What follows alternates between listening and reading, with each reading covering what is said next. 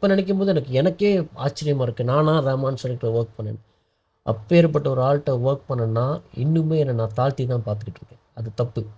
Okay. அப்போது அந்த நேரத்தில் நான் உணராத ஒரு விஷயத்தை இப்போ நான் உணர்றேன். அப்போ வந்து அந்த சந்தோஷம் இருந்துச்சு, ரைட், நம்ம அச்சீவ் பண்ணிட்டோம், ஒரு பெருமை தான் இருந்துச்சு.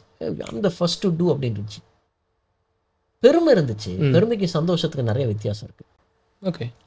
பெருமை தான் இருந்துச்சு. ஆனால் இப்போ சந்தோஷமாக இருக்கு. நம்ம பண்ணியிருக்கேன் மேடம், எவனுமே பண்ணாத இடத்துல நம்ம இங்கேருந்து பண்ணியிருக்கோம்.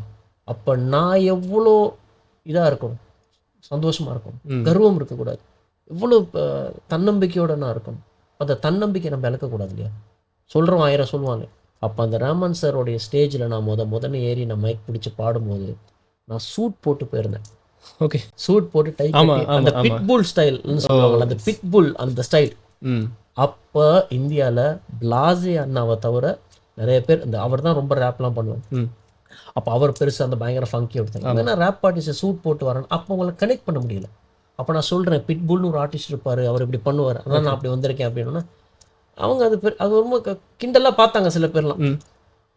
ஆனால் நான் சூட் போட்டு பெர்ஃபார்ம் பண்ணி கொஞ்ச நாளில் lot of rappers in around the world, like mean இந்த தமிழ் இண்டஸ்ட்ரி ஷோ பண்ணும்போது சூட் போட்டு போய் பண்ணியிருக்காங்க. ஸோ அது வந்து எனக்கு அது ஒரு பெரிய ஒரு விஷயமா இருந்தது.